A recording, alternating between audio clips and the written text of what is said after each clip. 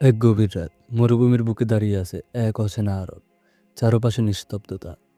হঠাৎ সে শুনতে পেল এক ভয়ঙ্কর আওয়াজ। আকাশ যেন ছিঁড়ে যাচ্ছে। সে তাকালো আকাশের দিকে। সূর্য আর চাঁদ মুখোমুখি এসে দাঁড়িয়েছে। দুটোতেই আগুন জ্বলছে, আর সারা দুনিয়া যেন থমকে গেছে। তার ঘোড়াটাও এক ঝটকায় মাটিতে পড়ে গেল। সে চিৎকার করে বলল, হে আল্লাহ, আজকে সেই দিন। ইয়ামেনের পাহাড় গেড়ে এক শহর। সকালে আজান হওয়ার কথা, কিন্তু মসজিদের মাইক থেকে কোনো আওয়াজ আসছে না। লোকজন ঘুম থেকে উঠে থেকে সব ঘড়ি থেমে গেছে 4টা 46 মিনিটে। পাখিরা উড়ে গেছে একসাথে। কুকুরগুলো হাউকাউ করছে আকাশের দিকে সে। হঠাৎ এক নারীর কণ্ঠে ভেসে আসে, তোমরা কি শুনতে পাচ্ছ না? ইসরায়েল ফু দিচ্ছে। এক ছেলেকে তার মার হাতে ঘুম পাড়াতে গিয়ে দোয়া শিখাচ্ছিল। ঘুমের মধ্যে সে চমকে উঠে বলল, মা, আমি দেখেছি এক ফেরেশতা সিংহে ফু দিচ্ছে, আর আকাশের তারারা সব ঝরে পড়ছে। মা তাকে আদর করে বলল, স্বপ্ন দেখেছ, ঘুমাও। ঠিক তখনই বাইরের আকাশে বজ্রধ্বনির মতো কিছু একটা বাজলো, আর মাটি যেন একটু কেঁপে উঠল। ইসরাফিল আলাইহিসসালাম, সে মহান ফেরেশতা যাকে আল্লাহ তাআলা দায়িত্ব দিয়েছেন কিয়ামতে সিংহে ফু দেওয়ার। তিনি এখনো সে সিংহে হাতে নিয়ে দাঁড়িয়ে আছেন, তার ঠোঁট সিংহে লাগানো, কান খোলা। আল্লাহ যখন বলবে ঠিক তখনই ফু দিবেন। হাজার হাজার বছর ধরে সে মুহূর্তের অপেক্ষায় আছে। প্রথম ফুৎকার। হঠাৎ আকাশে প্রচণ্ড শব্দ। আকাশ যেন ফেটে গেল। পৃথিবী কাঁপছে। সাগরের পানি সুই সুই করছে। পাহাড়গুলো তুলতুলে পশমের মতো উড়ে যাচ্ছে। সূর্য নিভে গেছে। চাঁদ চূর্ণ হয়ে পড়ছে। আকাশে আতঙ্ক।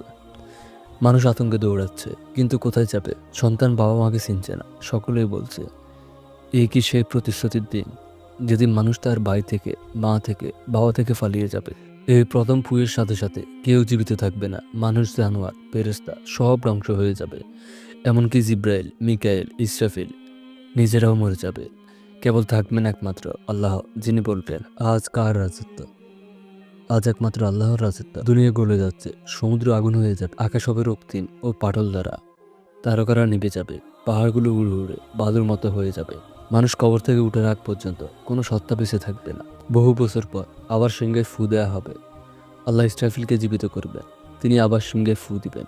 এবার সব মানুষ, সব প্রাণী উঠবে তাদের কবর থেকে। মাটি ফেটে যাবে। সমুদ্রের তলদেশ থেকে মানুষ বের হয়ে আসবে। সিংহে ফু দেওয়া হবে, আর লোকেরা কবর থেকে দৌড়িয়ে বের হয়ে আসবে। সব লোক কিয়ামতের মাঠে জামায়াত হবে। লোকেরা হাসরের ময়দানে এসে দাঁড়াবে, নগ্ন, বস্ত্রহীন, বিব্রত। কেউ কারো দিকে তাকাবে না। সকলের দৃষ্টি হবে একদিকে, আল্লাহর বিচার মঞ্চে। সূর্য এত কাছে আসবে যে ঘাম মানুষের হাঁটু পর্যন্ত, কারো গলা পর্যন্ত হবে। কেউ এক ফোঁটা ঘামও ফেলবে না, কারণ তারা দুনিয়াতে গোপন ইবাদত করত। সাত আসমানে ফেরেশতা আসবে সারিবদ্ধ হয়ে। তাদের সামনে থাকবে লাহে মাহফুজ, আমলনামা এবং তৌরাত, ইনজিল, কোরআন। সব আমল তুলনা করা হবে এই কিতাবগুলোর আলোকে। বিচার শুরু হবে হাসরের বয়াল দিনে। আজ কেউ কথা বলবে না। আজ কেউ মিথ্যা বলবে না। হাত, পা, জিহ্বা সব কথা বলবে।